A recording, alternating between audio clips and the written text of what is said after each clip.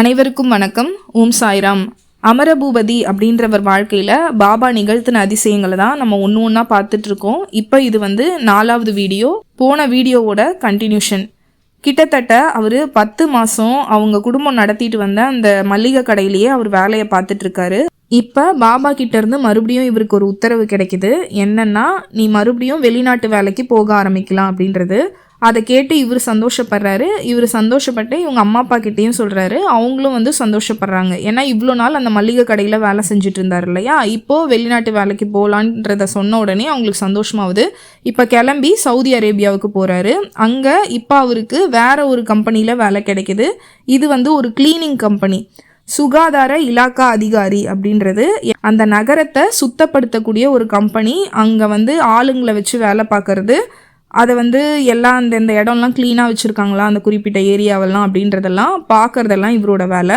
கிட்டத்தட்ட அந்த க்ளீனிங் கம்பெனியில் 2 வருஷம் வேலை பார்க்குறாரு. ஆனால் அந்த ஆஃபீஸ் ரொம்ப ஸ்ட்ரிக்டாக இருக்கிறதாலையும் இவரால் அதிக நேரம் அந்த வேலையை செய்ய முடியலன்றதாலையும் அந்த வேலையிலேருந்து எழுதி கொடுத்து நின்றுடுறாரு.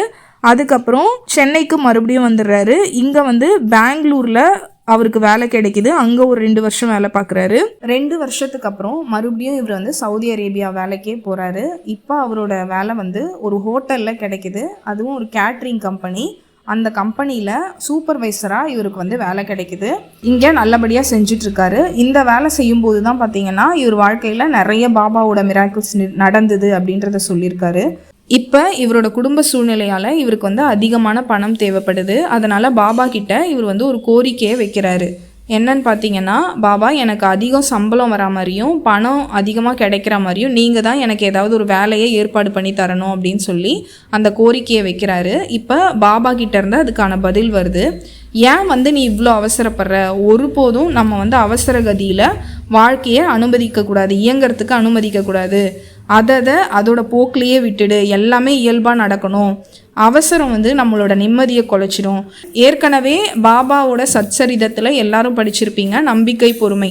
அதை தான் இப்போ சொல்கிறாரு. நிதானமாக இரு, பொறுமையாக இரு, நம்ம எப்போவுமே அவசர கதியில் செயல்படக்கூடாது அப்படின்றதையும் சொல்கிறாரு. மேலும் சில விஷயங்களை இவருக்கு பாபா புரிய வைக்கிறாரு. என்ன நீ வேண்டிக்கிட்டே இருக்க, உண்மையிலேயே நான் தான் கடவுள் அப்படின்ட்டு நீ நினைக்கிற. உண்மை என்னன்னா அது கிடையாது. நமக்குரிய எல்லா சக்தியுமே அந்த பரம்பொருள்கிட்ட இருந்து தான் வருது. எனக்கும் அவரு தான் சக்தியை தராரு, உனக்கும் அவரு தான் சக்தியை தராரு. நம்ம எல்லாரையும் மறைஞ்சிருந்து காக்குறவரும் அவர் தான் அப்படின்னு சொல்கிறாரு. அதனால் எதுக்கும் அவசரப்படாத. இப்போதைக்கு உன்னோட குடும்பத்துக்கு இருக்கிற பொருளை மட்டும் அனுப்பி வை அப்படின்ற உத்தரவு தான் பாபா கிட்ட இருந்து அவருக்கு கிடைக்கிது. அப்போ பாபா கிட்ட இவர் பதில் கேட்குறாரு. அந்த பரம்பொருள்னு சொன்னீங்களே அது யாரு அப்படின்ற மாதிரி இவர் ஒரு வினாவை கேட்குறாரு. இப்போ பரம்பொருளை பற்றி பாபா சொல்ல ஆரம்பிக்கிறாரு. பரம்பொருள் தான் உன்னையும் என்னையும் படைச்சவர். பரம்பொருள் அப்படின்ற அந்த ஜோதிக்கு யாருமே என கிடையாது. பரம்பொருள் ஒரு தத்துவம். நான் பரம்பொருள் கிட்ட பேச முடியாது, அவர் தான் கருணை காட்டணும். இயங்குகின்ற அந்த சக்தியோட நம்ம ஒன்று சேர்றதுக்கான வழி தான் தியானம் அப்படின்றதையும் பாபா சொல்கிறாரு. ஃபோட்டோ வச்சு ஊதுபத்தி காமிச்சு கற்பூரம் ஏற்றுறதெல்லாம் நம்மளோட மன திருப்திக்காக மட்டும்தான். ஆனால் அந்த பரம்பொருள் ஜோதி அது அவ்வளவு பெரிய சக்தி. நீயும் அதை விரைவிலேயே புரிஞ்சுப்ப அப்படின்றத சொல்கிறாரு. இப்படி பாபா இவர்கிட்ட பரம்பொருள்னா என்ன அப்படின்ற விஷயத்தெல்லாம் சொல்லி முடிக்கிறாரு. அன்னைக்கு நைட்டு இவருக்கு ஒரு கனவு வருது. அந்த கனவுல இவர் ஒரு மசூதியில் இருக்காரு. அந்த மசூதியில் கட்டடத்துக்குள்ள ஓரமாக ஒரு இடத்துல நின்றுட்டுருக்காரு. திடீர்னு பார்த்தீங்கன்னா அந்த மசூதிக்குள்ளேருந்து வானத்துக்கும் பூமிக்குமா ஒரு ஒளி வெள்ளம் அப்படியே ஃபுல்லாக பரவுது அந்த இடத்துல. அதை இவர் பார்த்துட்டு நிற்கிறாரு. அப்போ பாபா இவரோட கையை பிடிச்சி இவரை அந்த ஒளிக்குள்ளே கூட்டிகிட்டு போகிறாரு. என்ன சொல்கிறாருன்னா, நீ கேட்ட இல்லையா பரம்பொருள் சக்தினா என்னன்னு, இதுதான் அது. இங்கேருந்து தான் நம்ம எல்லாருக்குமே சக்தி கிடைக்குது அப்படின்றதையும் சொல்கிறாரு. அங்கே இவருக்காக அவர் அமர்ந்து பாபா பிரார்த்தனையும் செய்கிறாராம். அதுக்கப்புறம் அங்கே ஒரு மேஜை மாதிரி ஒரு ஹைட்டான இடம் இருக்குது. அதில் இவரை உட்கார சொல்லி நீ எல்லா வேலையும் இங்கேருந்து செய் அப்படின்ற மாதிரி சொல்லி முடிக்கிறாரு. அதோடு அவரோட கனவு முடிஞ்சிடுது. இப்போ இவருக்கு பாபா கிட்ட இருந்து இன்னொரு கட்டளையும் வருது. என்னன்னா, நீ இனிமே வந்து இஸ்லாமிய முறைப்படி கடவுளை வழிபடணும் அப்படின்றது தான். அதனால அவர் என்ன பண்ண ஆரம்பிக்கிறாருன்னா, தினசரி 5 வேளை வந்து மசூதியில போய் தொழுகை பண்ண ஆரம்பிக்கிறாரு. இந்த மாதிரி இவர் மசூதியில போய் தொழுகை பண்றது வந்து கிட்டத்தட்ட 2 வருஷம் பண்ணிட்டு இருக்காரு. இந்த மாதிரி இவர் தொழுகை பண்ண ஆரம்பிச்சப்ப பார்த்தீங்கன்னா, இவரோட முஸ்லீம் ஃப்ரெண்ட்ஸ்லாம் இருப்பாங்க இல்லையா, அவங்கெல்லாம் வந்து இதை ஒரு பரபரப்பாக பேசிக்கிறாங்க. என்னன்னா, நம்ம வந்து இப்போ நம்ம ஒரு ஹிந்துவாக இருக்கோம் அப்படின்னாக்கா நம்ம முஸ்லீம்க்கு கன்வெர்ட் ஆகிட்டு தான் நம்ம வந்து அந்த தொழுகையெல்லாம் பண்ண ஆரம்பிக்கணும். இவர் பார்த்தீங்கன்னா இவர் பேரை மாற்றிக்கல, மதம் மாறலை, ஆனால் வந்து 5 வேளை கரெக்டாக தொழுகை பண்ணிட்டு இருக்காரு. அதே மாதிரி இந்த தொழுகை முறை பார்த்தீங்கன்னா இஸ்லாமிய முனிவர்கள் செய்யக்கூடிய சூஃபீஸ்னு சொல்லுவாங்க இல்லையா, அந்த வெள்ளை ட்ரெஸ் போட்டுட்டு செஃப் மாதிரி வெள்ளை கேப் போட்டிருப்பாங்க, அந்த முறைப்படி இவர் வந்து தொழுகை செய்கிறாரு. இதை அவருக்கு கற்றுக் கொடுத்தவர் பார்த்தீங்கன்னா சாதிக் அப்படின்ற அவரோட முஸ்லீம் ஃப்ரெண்டு. அவர் வந்து ஒரு பாகிஸ்தானி ஆள். அவர் தான் வந்து இந்த முறைப்படி இந்த மாதிரி தொழுகையை அவருக்கு சொல்லி கொடுத்தவர். ஒரு நாள் இப்படி அவர் மசூதியில் வந்து தொழுகை பண்ணிட்டு இருக்கும்போது அங்கே இருக்க பெரியவங்கள்லாம் வந்து அவர்கிட்ட பேச ஆரம்பிக்கிறாங்க. என்னப்பா பூபதி, நீ வந்து பேரும் மாற்றிக்கல, மதமும் மாறலை, எதுக்காக வந்து நீ இப்படி 5 வேளை தொழுகை பண்ணுற அப்படின்னு சொல்லி அவர்கிட்ட ஒரு கேள்வியை கேட்குறாங்க. அதுக்கு அவர் சொன்ன பதில் வந்து, என்னுடைய குருநாதர் வந்து மதங்களுக்கெல்லாம் அப்பாற்பட்டவர், அவர் சொல்கிறபடி தான் நான் வந்து தொழுகையை பண்ணிகிட்ருக்கேன். இதை கேட்ட அவங்க வந்து எந்த எதிர்ப்பும் தெரிவிக்கலை, அவருக்கு எந்த இடையூறும் தெரிவிக்காமல் இவர் பண்ணிகிட்டு இருக்கிறது பார்த்தீங்கன்னா சூஃபி முறைப்பட்ட ஒரு தொழுகை இல்லையா, அதோட இன்னும் சில எக்ஸ்டென்ஷன்ஸ்லாம் இருக்கும்ல, இன்னும் எப்படிலாம் பண்ணணும் அப்படின்றதெல்லாம் இவருக்கு வந்து சொல்லி கொடுக்குறாங்க. இந்த சூஃபி முறையில் சில மூச்சு பயிற்சிகளையும் வந்து இவருக்கு சொல்லி கொடுக்குறாங்க. அதையும் சேர்த்து தான் இதை பண்ணணும் அப்படின்ற மாதிரி சொல்லித்தராங்க. இதில் வந்து இவருக்கு ஞானம், இன்னொரு விஷயம் வந்து இவருக்கு கிடைக்குது. என்னன்னா, இவர் இப்போ கண்ணை நம்ம மூடுறோம் இல்லையா, மூடினாலே சில விஷன்ஸ் எல்லாம் இவருக்கு தெரிய ஆரம்பிக்கிறது. எல்லாமே வந்து இந்த சக்தி வந்து இவர் 2 வருஷம் அந்த மாதிரி தொழுகை பண்ணும்போது இவருக்கு கிடைக்குது. இப்படி அவருக்கு கிடைச்ச அந்த விஷன் மூலமாக அவர் சரி பண்ண சில நபர்களோட பிரச்சனைகளை இந்த புத்தகத்தில் கொடுத்துருக்காங்க. என்னென்னா, ஒரு பாகிஸ்தான் சகோதரர் வந்து பாரிஸில் இருக்க அவரோட சகோதரர் பற்றிய கேள்வியை வந்து இவர்கிட்ட கேட்குறாரு. வேற ஒரு பொண்ணை வந்து அவர் கல்யாணம் பண்ணிக்கலான்னு இருக்காரு, அந்நிய நாட்டு பெண்ணு. அவங்க நல்லா இருப்பாங்களா அப்படின்ற மாதிரி கேட்டிருக்காரு. அது வந்து அந்த கல்யாணம் வந்து நல்லா இருக்காது அப்படின்றத சொல்லி அதை நீங்கள் தான் தடுத்து நிறுத்தணும் அப்படின்றதையும் அந்த விஷன் மூலமாக பார்த்து இவர் சொல்லியிருக்காரு. இன்னொரு வாட்டி ஒரு 3.5 வயசு குழந்தை வந்து காணாமல் போயிட்டுருக்கு. அதோட பேரண்ட்ஸ் வந்து இவர்கிட்ட அழுதுகிட்டே அந்த குழந்தை எங்கே இருக்குது அப்படின்ற மாதிரி கேட்டிருக்காங்க. அதையும் வந்து விஷன் மூலமாக அவர் பார்த்து இந்த குழந்தை வந்து இன்னும் 1 மணி நேரத்தில் உங்கள் வீட்டுக்கு வந்துடும் அப்படின்னு சொல்லி அவர் சொல்லியிருக்காரு. அவர் சொன்ன மாதிரியே ஒரு போலீஸ்காரர் வந்து அந்த குழந்தைய கூட்டிகிட்டு வந்து அவங்க வீட்டில் வந்து விட்டுருக்காரு. இன்னொரு சம்பவம் பார்த்தீங்கன்னா, ஒரு முஸ்லீம் பக்தர் வந்து ஷார்ஜாவில் வங்கி உதவி இயக்குனராக வந்து பதவி ஏற்றுட்டு இருந்தார். அவர் வாழ்க்கையில் பார்த்தீங்கன்னா நிறைய வந்து பிரச்சனை, ஆக்சிடெண்ட்லாம் வந்து அவருக்கு ஆயிருக்கு. இப்போ ஹிந்து முறையில் வந்து குலதெய்வ வழிபாடு வந்து வருஷத்துக்கு ஒரு வாட்டி பண்ணால் குடும்பம் நல்லாயிருக்கும் அப்படின்ற மாதிரிலாம் நம்ம சொல்கிறோம் இல்லையா, அந்த மாதிரி அவங்க முறையில் வந்து 5 வேளை தொழுகை வந்து அவர் கண்டிப்பாக பண்ணணும். அப்படி இல்லைன்னா வெள்ளிக்கிழமை தொழுகையாவது அவங்களோட இதுவில் வந்து கண்டிப்பாக பண்ணணும். ஆனால் அவர் அதெல்லாம் பண்ணாமல் இருக்கிறதால இவர் வாழ்க்கையில் வந்து நிறைய இந்த ஆக்சிடெண்ட்டு, நிறைய கஷ்டம், அதே மாதிரி பிஸ்னஸ் லாஸு எல்லாமே நடந்திருக்கு. நிம்மதியே இல்லாமல் இருந்திருக்கு. அவரை பற்றி அந்த விஷனில் பார்த்தப்ப என்ன தெரிஞ்சிருக்குன்னா, நீங்கள் வந்து இந்த தொழுகையெல்லாம் பண்ணாமல் இருக்கீங்க, 5 வேளை தொழுகை டெய்லி பண்ணலைன்னா கூட வெள்ளிக்கிழமை தொழுகையாவது நீங்கள் பண்ணீங்கன்னா தான் உங்களோட பிரச்சனை எல்லாம் சரியாகும் அப்படின்றத அவர்கிட்ட சொல்லியிருக்காரு. இதை கேட்ட அவர் வந்து ரொம்ப ஷாக் ஆகிட்டார். நான் பண்ணலைன்றது எப்படி இவருக்கு தெரிஞ்சுது அப்படின்ற மாதிரி ரொம்ப ஷாக் ஆகிட்டாரு. இதை கேட்ட அந்த நபர் பார்த்தீங்கன்னா அதுக்கப்புறம் 5 வேளை தொழுகை, வெள்ளிக்கிழமை தொழுகை எல்லாமே கரெக்டாக பண்ண ஆரம்பித்த உடனே அவரோட குடும்ப பிரச்சனை எல்லாமே அப்படியே கொஞ்சம் கொஞ்சமாக சரியாகுது. இப்படி ஏராளமான நன்மைகள் வந்து எல்லாருக்குமே இவர் வந்து பண்ணிகிட்டே இருக்காரு. அதுக்கப்புறம் பார்த்தீங்கன்னா 86, 87ஆம் ஆண்டு வாக்கில் இவர் வந்து ஒரு மிலிட்ரி டிஃபென்ஸ் ஹாஸ்பிட்டலில் கேட்ரிங் பிரிவில் வந்து வேலை பார்த்துட்ருக்காரு.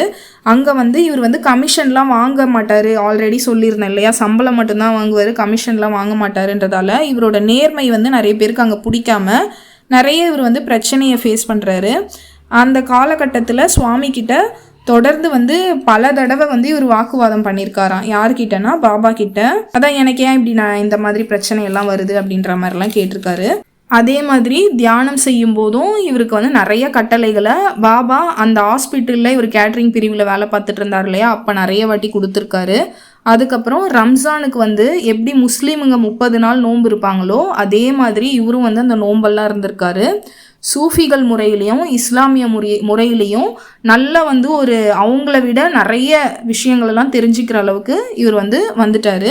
அதாவது பாண்டித்யம்னு சொல்லுவாங்க இல்லையா, இந்த விஷயத்தில் இவருக்கு நிறைய எக்ஸ்பீரியன்ஸு நிறைய அனுபவங்கள்லாம் இவருக்கு வந்து கிடைச்சிருக்கு. இதை எல்லாமே நான் என்னுடைய குரு பாபாவோட கருணையால் தான் கிடைக்க பெற்றேன். அதுதான் வந்து முக்கியம். இப்போ இவரை தேடி வந்து யாராவது ரொம்ப நல்லவங்க வந்தாங்க அப்படின்னாக்கா இவரை சுற்றி வந்து ஒரு நல்ல வாசனை வந்து அவங்க கிட்ட இருந்து வர்றத வந்து இவர் உணர்ந்திருக்காரு.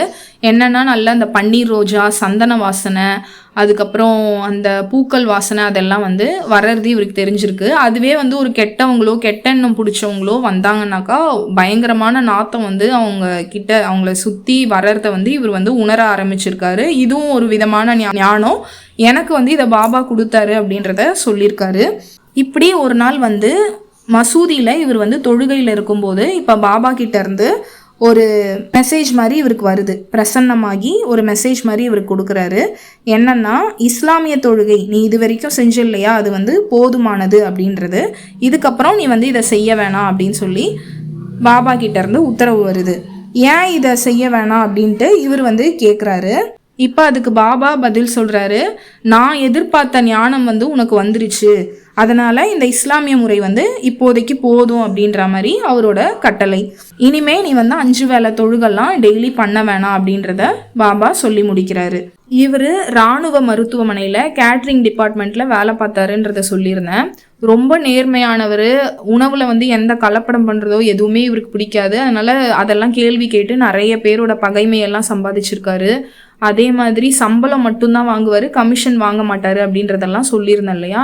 இதனால் இவருக்கு நிறைய எதிரிங்க அங்கே உருவாகுறாங்க. அவங்க எல்லாருமே நிறைய சதி வேலை இவரை சுற்றி எப்படியாவது இவரை வந்து ஏதாவது ஒரு பிரச்சனையில் மாட்டி விடணும், இவருக்கு வந்து அந்த வேலையிலேருந்து இவரை எடுத்துடணும் அப்படின்ற மாதிரி நிறைய பண்ணியிருக்காங்க. அந்த எல்லா சதிகாரங்களோட வேலையுமே பாபா வந்து முறியடிச்சிருக்காரு. இது மாதிரி என் வாழ்க்கையில் நிறைய அந்த சதி வேலை பண்ணுறவங்களெல்லாம் நான் பார்த்துருக்கேன். அந்த எல்லா பிரச்சனையிலேருந்துமே பாபா என்னை காப்பாற்றியிருக்காரு அப்படின்றதையும் பதிவு பண்ணியிருக்காரு. அந்த ஊரில் சில ஆண்டுகள் வேலை பார்த்துட்டு இவர் மறுபடியும் இந்தியாவுக்கு திரும்புகிறாரு. இந்தியாவில் பெங்களூரில் ஒரு சூப்பர் மார்க்கெட் வச்சு நடத்திட்டு வராரு. அந்த கடையில் பார்த்தீங்கன்னா ஒரு பெரிய பாபா படத்தை இவர் மாட்டியிருப்பாராம்.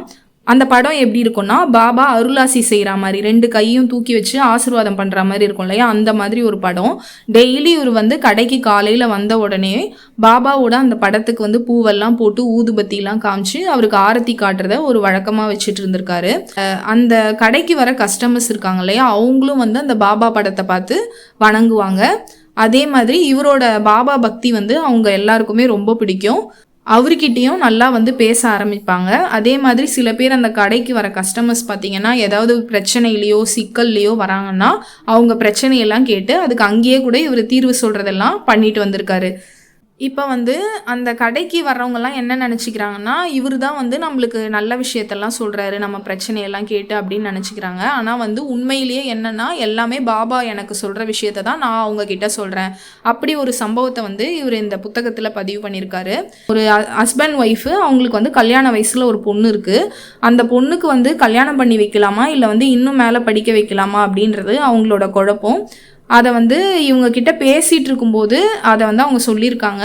அப்போ இவர் என்ன சொல்லியிருக்காருனாக்கா, கல்யாணத்துக்கு வந்து உடனே தயார் பண்ணுங்கள், மாப்பிள்ளை வந்து உங்கள் சொந்தத்திலே இருக்காரு அப்படின்ற மாதிரி சொல்லியிருக்காரு.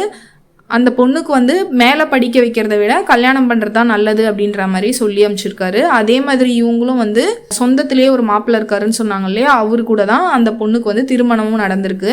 இந்த மாதிரி அந்த கடையில் இருக்கும்போதும் சரி, நிறைய பேரோட பிரச்சனைகளுக்கும் நிறைய பேருக்கு நன்மையை வந்து பாபா வந்து என் மூலமாக செஞ்சுக்கிட்டே இருந்தார் அப்படின்றதையும் சொல்லி இந்த புத்தகத்தில் பதிவு பண்ணியிருக்காரு. அடுத்ததா ஒரு போலி சாமியார் வந்து இவர் வாழ்க்கையில் வராரு. துர்கை சித்தர் அப்படின்னு அவரே சொல்லிக்கிறாரு. அந்த சம்பவத்தை அடுத்த வீடியோவில் பார்க்கலாம். நன்றி, வணக்கம்.